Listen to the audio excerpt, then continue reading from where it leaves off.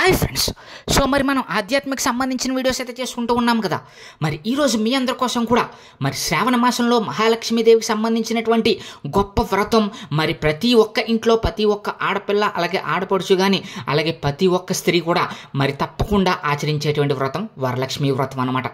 వరలక్ష్మి వ్రతానికి సంబంధించినటువంటి ఆ యొక్క వైభవానికి సంబంధించిన కథ వింటే మీరందరూ కూడా ఎంతో భక్తి శ్రద్ధలతో వరలక్ష్మీదేవిని అయితే పూజించుకోగలుగుతారు. మరి ఎవరైనా కనుక ఫస్ట్ టైం మన ఛానల్ చూస్తున్నట్లయితే కనుక సబ్స్క్రైబ్ చేసుకుని పక్కన ఉన్న బెల్ ఐకాన్ని క్లిక్ చేసేయండి. అలాగే ఈ వీడియోని లైక్ చేయండి. మీరు వీడియోని లైక్ చేయడం వల్ల నేను మరిన్ని వీడియోస్ అయితే చేయగలుగుతాను. అలాగే మరి వీడియో అనేది ఇన్ఫర్మేటివ్గా ఉంటుంది కాబట్టి స్కిప్ చేయకుండా చివరి వరకు చూడడానికి ట్రై చేయండి. మరి శ్రావణ మాసంలో లక్ష్మీదేవిని కనుక పూజించుకున్నట్లయితే కనుక మరి అష్టదరిద్రాలు పోయి సర్వ సౌభాగ్యాలు కలుగుతాయని, ముఖ్యంగా స్త్రీలు అలాగే పురుషులు ఎవరైనా సరే మహాలక్ష్మీదేవి ఆరాధన కన్నా ఈ మంత్లో అంటే ఈ యొక్క శ్రావణ మాసంలో చేయగలిగితే మరి అది అత్యద్భుతంగా మరి మన యొక్క దారిద్ర్యాన్ని దూరం చేసి అమ్మవారికి సంబంధించినటువంటి యొక్క భక్తికి దగ్గర చేసి మనందరం కూడా ఎంతో అద్భుతంగా ఉంటామనడంలో ఎటువంటి సందేహం లేదనమాట. మరి ఈ యొక్క శ్రావణ మాసంలో వచ్చేటువంటి మరి ఈ యొక్క పౌర్ణమికి ముందు వచ్చేటువంటి శుక్రవారం నాడు మనందరం కూడా వరలక్ష్మి వ్రతంగా చెప్పుకుంటూ ఉంటాం. దేశవ్యాప్తంగా ప్రపంచవ్యాప్తంగా మొత్తం అందరూ స్త్రీలు కూడా ఈ యొక్క భక్తి శ్రద్ధలతో ఆ యొక్క వరలక్ష్మీదేవిని అయితే ఆరాధిస్తూ ఉంటారు. మరి చారుమతి దేవి యొక్క దయతో అందరికీ కూడా ఆ వరలక్ష్మి వ్రతం అనేది అమ్మవారు ఆ యొక్క చారుమతి దేవి రూపంలో అందరికీ కూడా అందరి స్త్రీలకి కూడా ఉపదేశించబడింది, గొప్పగా చేసుకోవడం జరుగుతుందన్నమాట.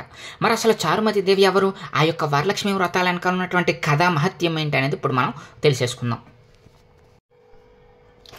సూత మహాముని సౌనికుడు మొదలైన మహర్షులను చూసి ఇలా అన్నాడు: ఓ మునీశ్వరులారా, స్త్రీలకు సర్వ సౌభాగ్యాలు కలిగే వ్రతం ఒకటి పూర్వము శివుడు పార్వతికి చెప్పాడు.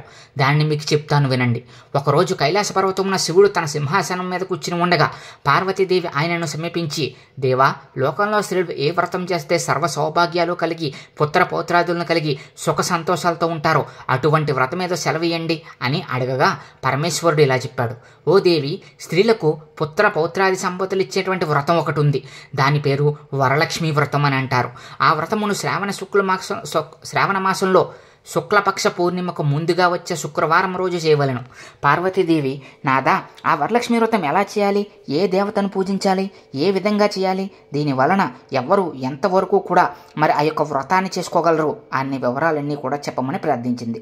అలా ప్రార్థించిన మీదట పరమేశ్వరుడు పార్వతీదేవిని చూసి, ఓ కాత్యాయని, వరలక్ష్మి వ్రత విశేషాలు చెప్తాను విను అని ఈ విధంగా చెప్పసాగాను.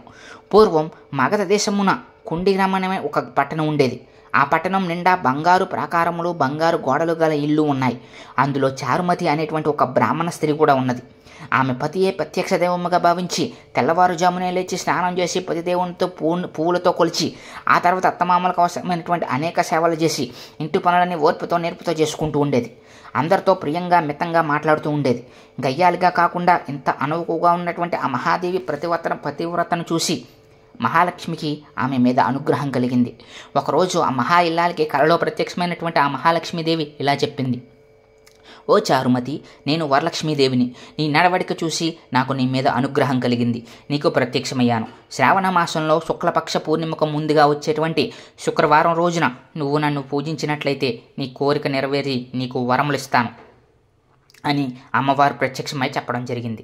అలా ప్రత్యక్షమైన అమ్మవారిని చూసి ఎంతో మురిసిపోయినటువంటి చారుమతి దేవి కలలోనే వరలక్ష్మీదేవిని ప్రదక్షిణ చేసి నమస్కారాలు చేసి మరి అలా కలలో కనిపించినటువంటి వరలక్ష్మి అమ్మవారికి కలలోనే ఈ యొక్క చారుమతి అనేటువంటి ఆ స్త్రీ మరి సకల ఉపచారాలతో పూజ చేసి అమ్మవారిని పూజించి మరి ఆ యొక్క కలలోనే అమ్మవారి యొక్క పూజ అయితే చేయడం జరిగింది. వెంటనే అమ్మవారికి, ఓ జగజ్జాని, నీ కటాక్షం కలిగితే చాలు జనులు ధన్యులవుతారు, విద్వాంసులు అవుతారు, సకల సంపన్నులు అవుతారు. నేను పూర్వజన్మలో చేసినటువంటి పూజాఫలం వల్ల నీ దర్శనం నాకు లభించింది అనగానే వరలక్ష్మీదేవి సంతోషం చెందింది. ఆ వెంటనే మెలకు వచ్చి నాలుగు వైపులా చూస్తే చారుమతీదేవికి వరలక్ష్మీదేవి కనబడలేదు. అప్పుడు ఆమెకు అర్థమైంది తాను కలగన్నానని. వెంటనే భర్తని అత్తమామల్ని లేపి చెప్పగా వాళ్ళు కూడా చాలా సంతోషించసాగారు. ఈ స్వప్నము చాలా మరి అద్భుతమైనది. ఈ దేవి ఆనతి ప్రకారం నేను తప్పకుండా ఆ వ్రతం చేయాలి అని చారుమతి దేవి అయితే నిశ్చయించుకుంది. చారుమతి దేవి తన ఇరుగు పొరుగు ఉన్న స్త్రీలకు కూడా ఆ యొక్క విధానం చెప్పింది. వాళ్ళు చారుమతితో ఎంతో ఉత్కంఠతో శ్రావణ మాసం ఎప్పుడు వస్తుందా అని ఎదురు చూడసాగారు. మరి వారు ఎంతో ఎదురు చూసినటువంటి పౌర్ణమి ముందు శుక్రవారం నాడు రానే వచ్చింది. ఈ రోజే కదా వరలక్ష్మీదేవి కలలో చెప్పినటువంటి ఎంతో ఉత్సాహమైనటువంటి రోజు అని చారుమతీదేవి మొదలగు స్త్రీలందరూ పూజకు ఉపక్రమించారు. ప్రాతకాలమే నిద్రలేచి తలారా స్నానం చేసి పట్టుబట్టలను ధరించి చారుమతి ఇంట్లో అందరూ చేరారు.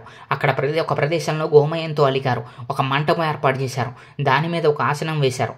ఆసనం పైన కొత్త బియ్యం పోసి మరిచిగుళ్ళు మామిడాకులు అలంకారంతో కలశం ఏర్పాటు చేసి అందులోకి వరలక్ష్మీదేవిని ఆవాహన చేశారు. చారుమతి మొదలగు స్త్రీలంతా ఎంతో భక్తి శ్రద్ధలతో అమ్మవారిని పూజించసాగారు. మరి ఆ విధంగా శ్లోకాలతోటి అమ్మవారిని పూజించి ధ్యాన ఆవాహన చేసి షోడశోపచార పూజ చేయడం జరిగింది. 9 సూత్రములు గల తోరాన్ని కుడి చేతి కట్టుకున్నారు. వరలక్ష్మీదేవికి అనేక రకములైనటువంటి పిండి వంటలు చేసి నైవేద్యం పెట్టారు. దాని తర్వాత ప్రదక్షిణం చేస్తుండగా ఆ స్త్రీలందరికీ కూడా గల్లు గల్లుమని శబ్దం వినిపించింది. వెంటనే తమ కాళ్ళకు ఉన్నటువంటి చూసుకుంటే గజ్జెలు మొదలైన ఆభరణాలు కనిపించాయి. ఇంకా ఆ విధంగా చారుమతి మొదలైన స్త్రీలంతా వరలక్ష్మీదేవి కృపా కటాక్షలు కలిగాయని ఎంతో సంతోషించారు. మరి అదేవిధంగా ఆ యొక్క వ్రత మండపానికి రెండో ప్రదక్షిణ చేయగానే మరి అమ్మవారికి సంబంధించినటువంటి ఆభరణాలు అన్నీ కూడా ఆ యొక్క స్త్రీలందరికీ కూడా సకల ఆభరణాలు అయితే రావడం జరిగింది. ఇంకా వాళ్ళు ఆనందించి మూడో ప్రదక్షిణ పూర్తి కాగానే ఆ స్త్రీలందరూ కూడా సర్వభూషణ అలంకృతులయ్యారు. చారుమతి మొదలగా స్త్రీలందరూ కూడా ఆ ఇళ్ళన్నీ కూడా స్వర్ణమయమైపోయాయి. వాళ్ళకి రథగజ తురంగ వాహనాలు ప్రసాదింపబడ్డాయి. చారుమతి ఇంటి నుంచి ఆ స్త్రీలను తీసుకుపోవడానికి వారి ఇళ్ల నుంచి వాళ్ళ భర్తలందరూ కూడా గుర్రాలు, ఏనుగులు, రథాలు మొదలగు వాటితో వచ్చి రావడం జరిగింది. ఆ స్త్రీలు మరి ఆ విధంగా 3 ప్రదక్షిణలు చేసేసరికి ఇంటి నుండి వాళ్ళ భర్తలు వచ్చేసి మరి వాళ్ళని సగర్వంగా గుర్రాలు, ఏనుగులు, రథాల మీద ఆ యొక్క స్త్రీలను అయితే తీసుకెళ్ళడం జరిగింది. సో ఈ విధంగా బ్రాహ్మణులకి అప్పుడు వాళ్ళందరూ బ్రాహ్మణోత్తములకి గంధం, పుష్పం, అక్షంతలతో పూజించి 12 కుడుములు వాయినం ఇచ్చి దక్షిణ తాంబూలాలు ఇచ్చి నమస్కరించడం జరిగింది. బ్రాహ్మణుడు వారిని ఆశీర్వదించారు. వరలక్ష్మీదేవికి నైవేద్యంగా పెట్టిన పిండి వంటలను బంధుమిత్రులతో తిని తమ కోసం వచ్చినటువంటి గుర్రాలు, ఏనుగులు మొదలైన వాహనాలతో వారి ఇండ్లకు బయలుదేరారు. వారు తావులో చారుమతి భాగ్యంను తమ భాగ్యంతో ముచ్చరించుకుంటూ వెళ్లారు. లక్ష్మీదేవి తనంత తానే స్వప్నంలో వచ్చి ప్రత్యక్షమవుటువంటి మాటల చారుమతి అంత అదృష్టవంతురాలు అనుకున్నారు. చారుమతీదేవికి ప్రత్యేకమైనటువంటి విధానం తమ మటుకే దాచుకుని తన ఒక్కతే పూజించకుండా తమ అందరికీ చెప్పి తమ ఇంటికి కూడా ఇంతటి సౌభాగ్యం తెచ్చిందని, అలాంటి ఆమె పరిచయం కలిగి ఉండిన తాము ఎంతో భాగ్యవంతులు అని ఎంతో మురిసిపోయారు. అప్పటి నుంచి చారుమతితో సహా వారందరూ క్రమం తప్పకుండా ప్రతి సంవత్సరం ఈ పూజ చేస్తూ పౌత్రాభివృద్ధి కలిగి ధన కనక వస్తు వాహనములు కలిగి సుఖ సంతోషాలతో ఉన్నారు. కాబట్టి ఓ పార్వతి, ఈ ఉత్తమైన వ్రతమును ఇలా చేస్తే, అలా ఎదుటి వారికి చెప్పిన చేయిస్తే సర్వ సౌభాగ్యాలు కలిగి శుభముగా ఉంటారు. ఈ కథ విన్న వారికి, చదివిన వారికి కూడా వరలక్ష్మి యొక్క దేవి యొక్క ప్రసాదం వలన సకల కార్యములు సిద్ధించును అని పరమేశ్వరుడు అయితే చెప్పడం జరిగిందని సూత మహాముని, సౌనికుడు మొదలగు వారితో, మునులారా విన్నారుగా, చారుమతి దేవి ఎదుటి నుంచి కూడా మనకి మంచి ఎలా జరిగిందో, ఎదుటి మనిషికి మంచి జరగాలని కోరుకుంటే అమ్మవారు మనకి ఇంకా ప్రసన్నురాలై మీరు కోరుకోకుండానే మీకు మంచి చేస్తుంది అని అయితే చెప్పడం జరిగింది. ఈ విధంగా వరలక్ష్మీ దేవి యొక్క వ్రత కథ అయితే ఉందన్నమాట. దీని వెనకాల ఉన్నటువంటి మహత్యం అయితే ఈ విధంగా ఉండడం జరిగింది. చారుమతి దేవి దయ వల్ల ఈవేళ ప్రతి ఒక్క స్త్రీ కూడా అందరూ కూడా శ్రావణ మాసంలో వచ్చేటువంటి ఈ యొక్క శుక్రవారం నాడు వరలక్ష్మీదేవిని అయితే పూజించుకుంటూ ఉన్నారు. సకల ఉపచారాలతో వరలక్ష్మీదేవిని పూజించి మరి వాళ్ళ యొక్క దారిద్ర బాధలు పోగొట్టుకుని మరి ఆనందంగా సుఖ సంతోషాలతో అయితే ఉండడం జరిగింది. మరి అటువంటి చారుమతి దేవి వెనకాల ఉన్నటువంటి కథ వెనకాల ఉన్నటువంటి మెయిన్ ఉద్దేశం ఏంటంటే గనక, సో మరి ఆ యొక్క స్వామి అమ్మవారు మరి చారుమతి దేవి కల్లోకి వచ్చినప్పుడు మరి ఆమె ఒక్కతే ఈ పూజ చేసుంటే గనక అంత ప్రభావం అయితే ఉండకపోను. సో మరి తనతోటి పాటు తన చుట్టూ ఉన్న వాళ్ళందరి చేత కూడా మరి ఆ యొక్క వ్రతం చేయించడం వల్లే ఇంత గొప్పగా ఈ యొక్క వ్రతం అనేది అమ్మవారు మనకి ఇచ్చినటువంటి విధంగా ప్రాచుర్యంలోకి రావడం జరిగింది. దీంతో మనకి ఏం తెలుస్తుందంటే కనుక, ఈ వరలక్ష్మి వ్రతం ద్వారా మనందరికీ ఏం చెప్పవుతున్నారంటే కనుక, ఎదుటి మనిషికి కూడా మనం మంచి చేసినట్లయితే దానివల్ల అమ్మవారి అనుగ్రహం మనకైతే కలుగుతుంది.